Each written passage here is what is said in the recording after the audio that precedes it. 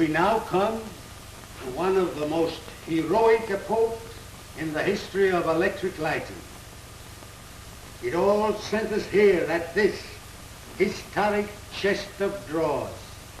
It was here where Edison toiled for months in trying to make a stable filament for his lamp, a filament that had a high resistance and one of small radiating surface.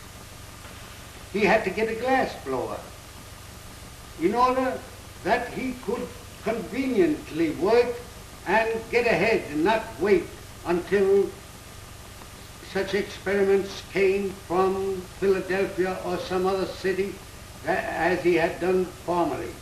He had to study carbonizing in all its details.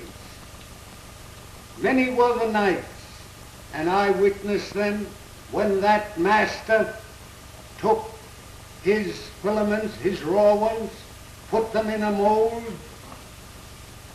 and then took them downstairs in order to carbonize them. He watched, he studied, and he had to become a master in carbonizing, and he surely did attain that.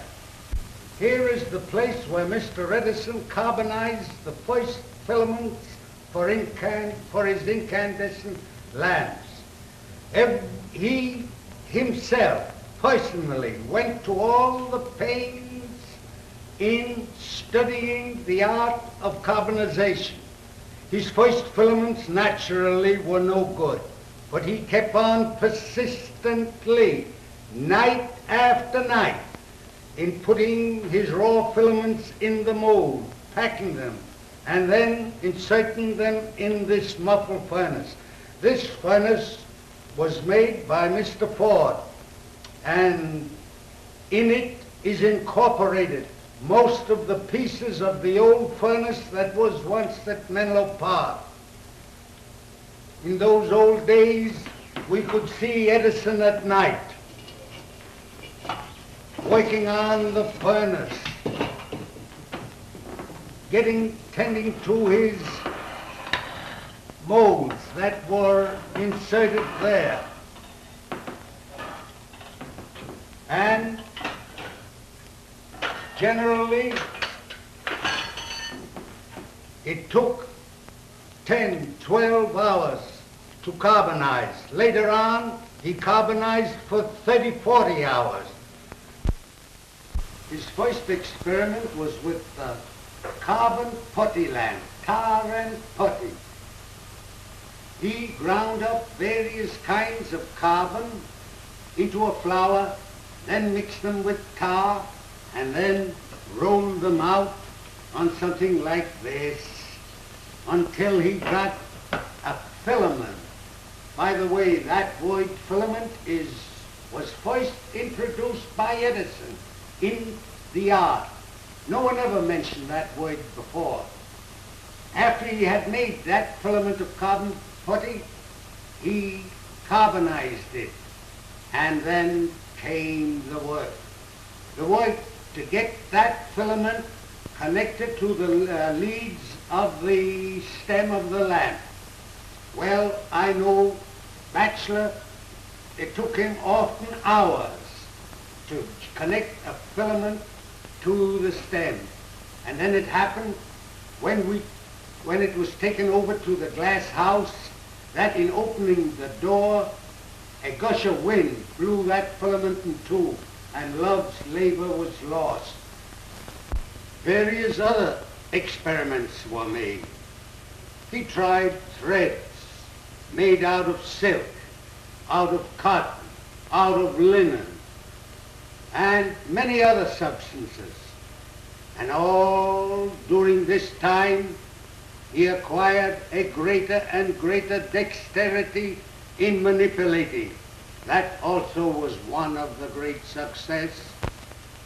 Then it happened that one day he said to his secretary, "Griff, write to Clark in Newark, you know, where Batchelor put up that machinery when he came from England, and have them send me a pound of cotton thread and tell them I want it specially prepared for this purpose.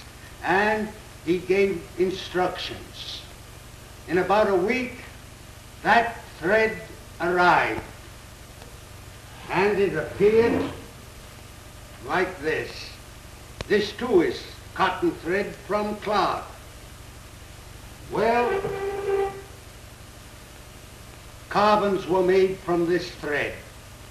He soaked them with various kinds of hydrocarbons, manipulated them, and carbonized them. After lots of trouble, he managed to get a lamp that was complete and ready to be put on the pump. Here we have the lamp whose light-giving element is cotton thread, the first lamp that was destined, although we did not know it, to be the light of the future. It was here at this end of the table where the Edison microscope always stood during those exciting days of electric lighting. It was here where he at least analyzed and scrutinized the structure of at least 5,000 different kinds of vegetable fibers, roots, grasses, herbs that came from all parts of the world. With his close observation of their structural cross-section, Edison determined whether one or the other was fit to be taken and used as a raw filament in making an experimental lamp. And so it went on for months until at last bamboo came. And the bamboo held the fort for years and became the commercial lamp.